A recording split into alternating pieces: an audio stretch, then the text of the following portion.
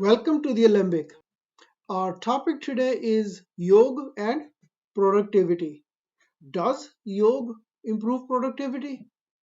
Yoga is the science and technology of wellness and health. Health is more than just the absence of disease or illness. It is the optimal functioning of the body, mind, and spirit, which implies productivity in everything we do and in our lives. The Roman poet Decimus Juvenalis, who published his book The Satires around 100 AD, had a very famous quotation. In his exhortations to his fellow Romans, he would say, when you pray to your gods, instead of asking for a long life, you should ask for a more productive life where you have more accomplishments, because that makes your lives more valuable than just the longevity. And his famous quotation is orandum est ut sit mens sano in corpore sana. It's in Latin, and it means when you pray, when you plead, when you ask for something, ask for a healthy mind in a healthy body, because that will make you productive and it will give you the strength, the endurance, and the capacity of a Hercules, which means you will be able to accomplish great things in your life as well. And this message is as appropriate today in our lives as it was 1900 years ago at that time. Yoga provides us the discipline, the method, the system, the tools and techniques to achieve this goal today in our modern world.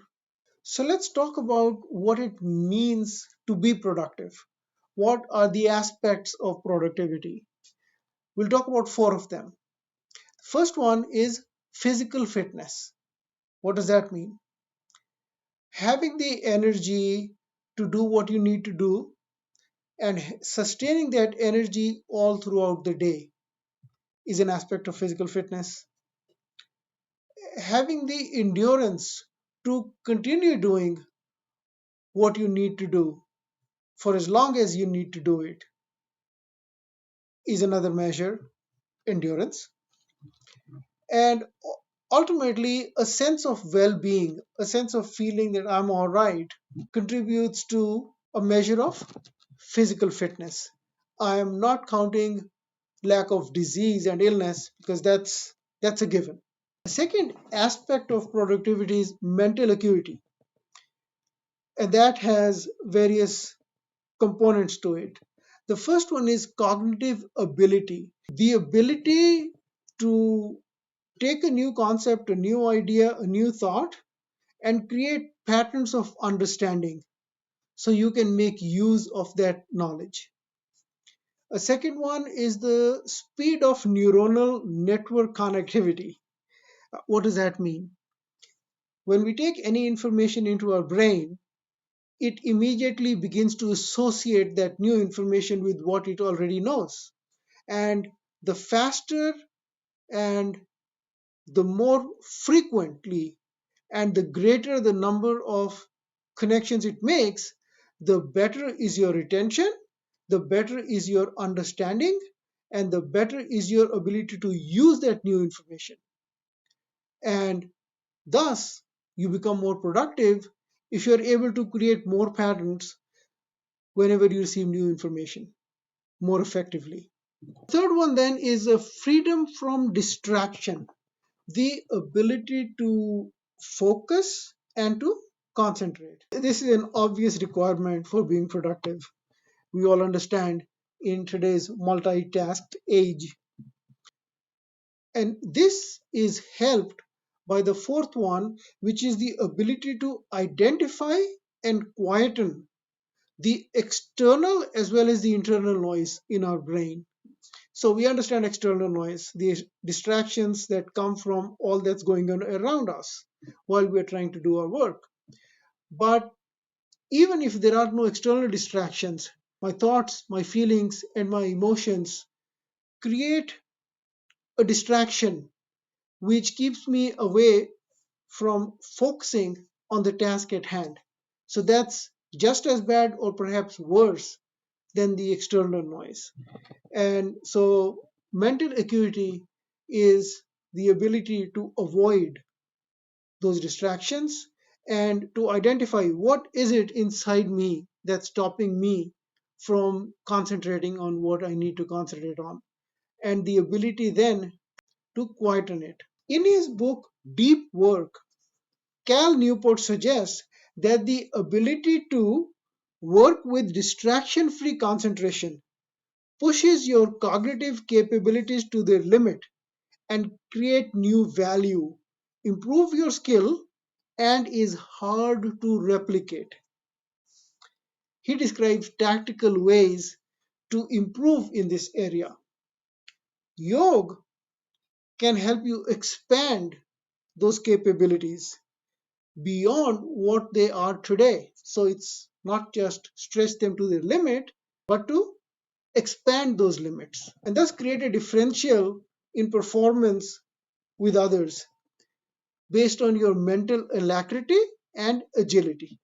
So that's productivity. A third factor is emotional resilience, which is the ability to handle an emotionally charged situation with fortitude and return to homeostasis quickly enough to avoid any negative outcomes. We get into emotionally charged situations all the time, whether it's with someone in an interaction or whether it's by ourselves, just working on something but getting some thoughts or ideas which create emotional turmoil. And emotional resilience is the ability to identify when that happens and to be able to bring yourself back into equanimity so that that distraction is gone. It is unceasing self awareness, which is active in the moment at the time something is going on. It is keeping the distinction between empathy and sympathy when you are dealing with someone so that you don't get lost in their problems but are able to help them out of them. It is the ability to not react reflexively, to deliberate, and to slow down your mind. It's maintaining an expansive perspective in space and in time. And we can talk about it more later. So, emotional resilience gives us the ability to not waste any time, or at least not waste much time, by being embroiled in things that keep us away from being productive. And finally, the fourth aspect of productivity is productive communication, being able to get an unfiltered understanding of someone else's perspective. True listening. Listening is the most important communication skill. And to be productive, you need to be really good at it. And it helps if I can listen to what the other person is saying, not just what I am hearing, and the two are different. Communication is also more productive when you have clarity about your stance on something, an idea or a concept, and you know your epistemic state about that. So you stand on solid ground yourself. Productive communication is the ability to articulate your point in a way that penetrates through the other person's cognitive filters so the whole of your message gets there as you intend to give it. Productive communications also occur when you can engage the other person's attention, which means you can remove their distractions as well as yours So their attention is fully focused on what you're trying to say, what you're trying to communicate. So now, how does yoga help with all of this? How does yoga help us get more productive in each of these aspects? Let's take them one at a time. So the first one we said was physical fitness. This is an easy one. We all understand how yoga can help with muscle strength, flexibility, and the release of toxins from our body, from the tissues and cells, so that we have a better sense of well being.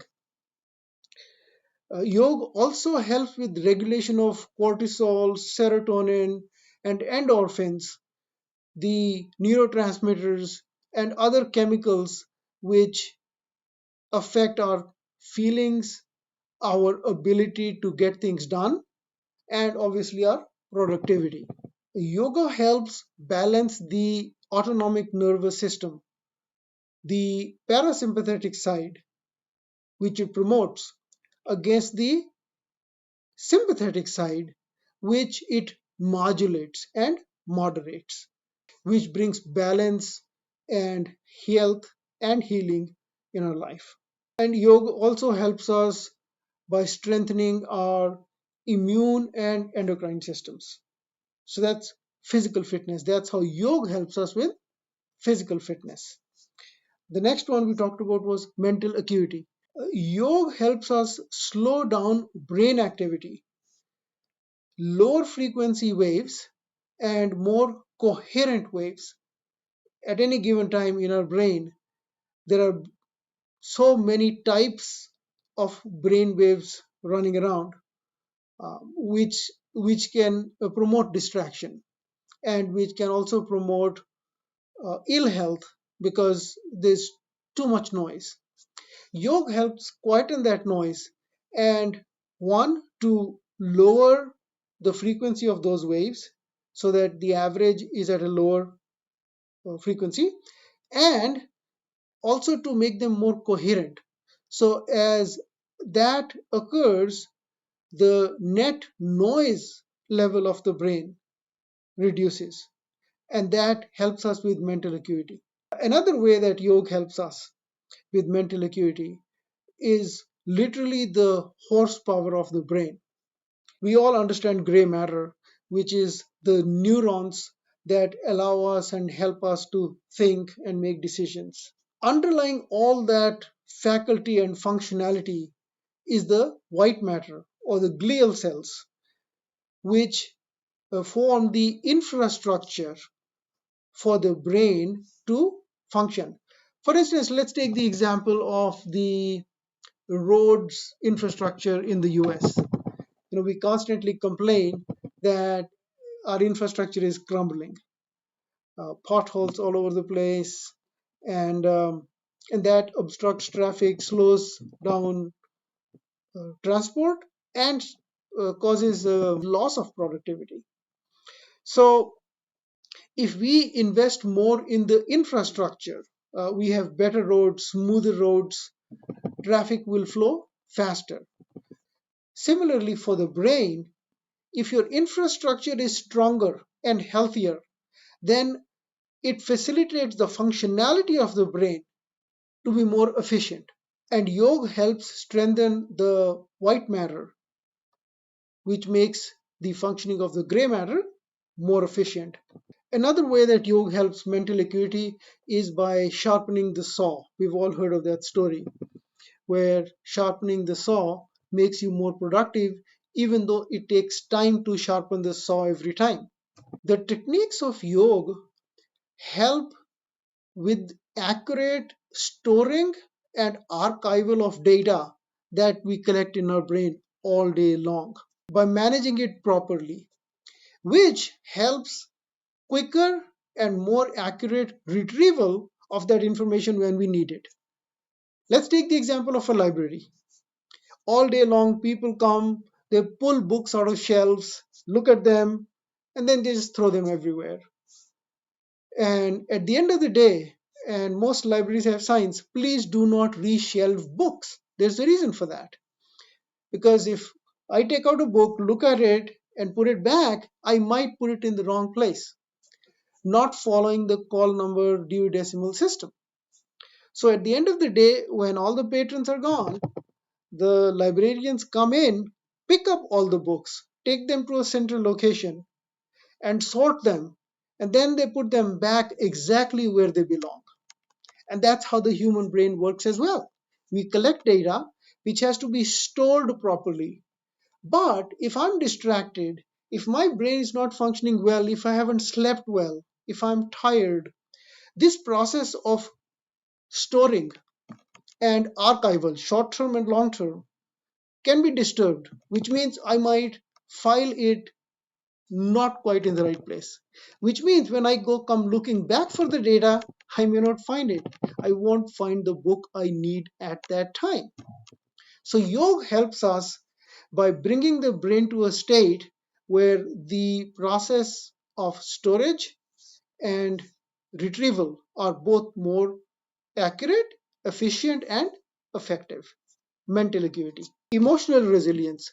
We hear a lot about that these days. How does yoga help with that? The practice of yogic techniques and principles actually helps you slow down the brain clock. What I mean by that is that since it takes about 500 milliseconds, about half a second, from our senses observing something to the collection of that data going to the brain and the brain analyzing it to the point of making a decision as to act or not to act or whatever you want to do. Because of how busy our brains are and how many things we are trying to do in our life, that time isn't enough for us to deliberate on this new arrival of information. So we will often react reflexively based on our habits, our conditioning, and our current state of mind and feelings and thoughts. Yoga trains our brain to expand that time, not in physical terms, but expand our experience of that time. It's like running a film in slow motion. When you do that, you can more clearly observe what's going on. And when you train your brain through yogic techniques to do that, then it gives you a greater chance of deliberating on what you want to do with the new information in the same 500 milliseconds and thereby potentially avoid unwelcome, unwanted, and unhelpful outcomes from any interaction. And that makes us more productive. The part of our brain that holds feelings and attention is in the middle called the midbrain, and the part of the brain that helps us think and decide is called the frontal part of the brain. When we are in the grip of emotions, and the stronger the emotions at a given moment, the greater that grip, blood begins to collect in the middle part of the brain, which means it actually withdraws from the thinking part of the brain. And that saps our ability to think clearly and to act deliberately. The practice of yoga helps us identify such situations as they occur and when they occur and take action, take deliberate action so that we move out of that state and blood begins to flow towards the frontal part of the brain and we are not stuck in the grip of emotion and we can make decisions that are more objective and that look at more information than you have focused on because of your emotional state. And lastly, productive communication. Yoga helps us identify the cognitive filters which hamper communication, our own and eventually, with sufficient practice, others.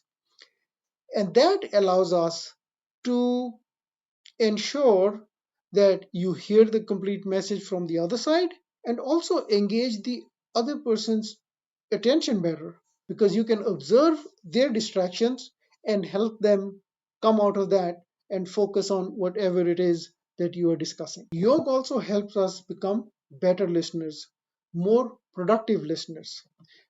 One of the biggest challenges that we have when trying to listen to somebody else or understand them is the distraction from our own inner dialogue, which we most often are not even aware of.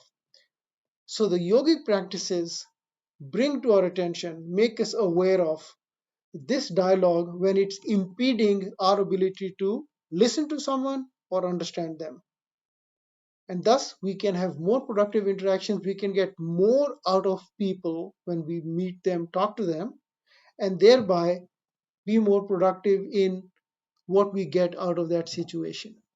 Yoga helps us with becoming more productive in our communications both ways. So, yoga can make us more productive in each of the four aspects that we discussed. Inculcating the practices based on those principles can truly help anyone become more productive in their lives with the potential to affect transformational change.